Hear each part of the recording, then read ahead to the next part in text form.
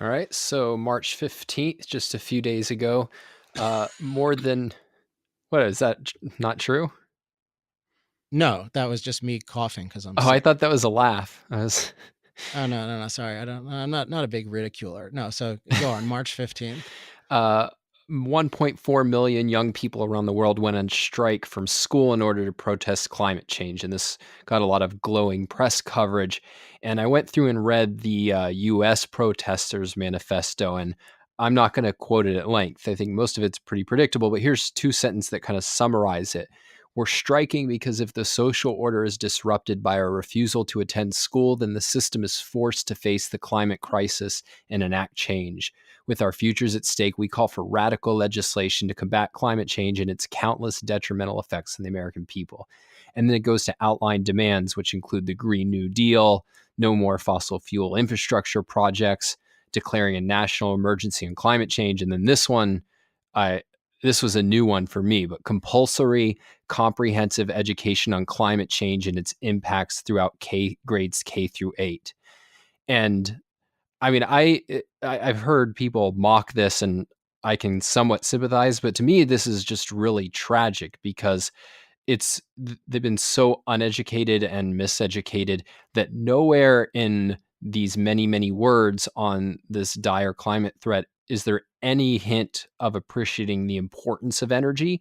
And then there's just this conviction that they're seeing life presently decay because of climate, when, as we've highlighted on this show again and again, our ability to cope with climate has been improving over time, not degrading. And so there's just this enormous ignorance that is, I find quite depressing. And then I find it even more depressing that people who are more well informed and should know better are cheering this on, as if we should actually be influenced by what is frankly the like ignorant outpouring of frustration by people who don't understand the issues.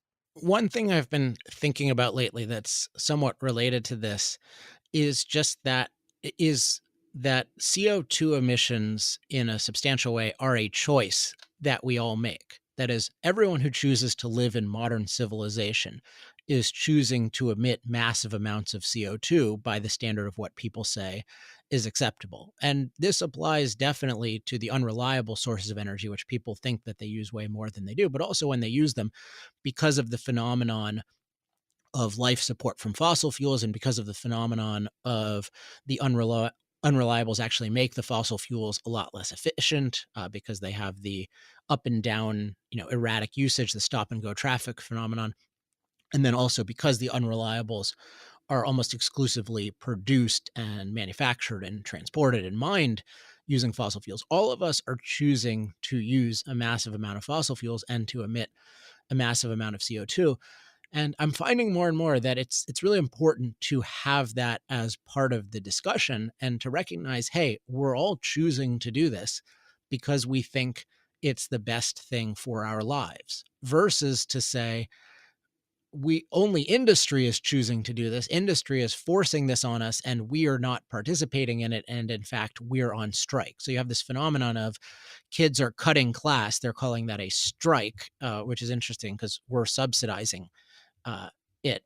So they're cutting class, and then and what are they doing when they're cutting class? I mean, they're using fossil fuels in one form or another, whether they're just hanging out, screwing around, playing video games, going to restaurants, being on the internet, whatever it is. They are choosing to use a lot of fossil fuels, and yet they are blaming people for it. And it's a dangerous phenomenon in a society where everybody can be doing something, and yet many of, if not most of the people now who are doing the thing are disowning the nature of it and then blaming other people for it. Because if you have that, then you've got this phenomenon of we're all choosing to do something, and it's a pretty rational choice to be using fossil fuels to the extent we are, and to be saying, in effect, when somebody comes up with something better, yeah, we'll use that, but we're not going to ruin our lives by really trying to rely on unreliable energy or something like that.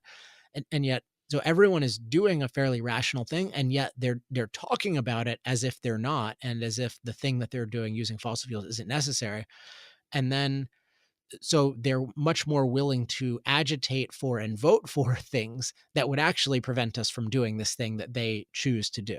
And that's what's scary about these 100% renewable policies. Nobody is remotely doing 100% renewable, and yet people can delude themselves into thinking that they're close to that, and then they can mandate it. And then, to the extent the mandate is honest in terms of 100% renewable or something close to that, it's very, very destructive. So one thing I would just like these kids to know is that, you and your parents in particular, like, if you really want to do something about this, if you really think this is so urgent, then, the thing to do is to move to a third world country, or to just live as minimally as possible. But you are choosing right now to use fossil fuels, which I think is a really good choice. But if you think it's a really bad choice, then that's the thing to do, but not to use fossil fuels now and then deprive others of the right to use it through your bad and ignorant perspective.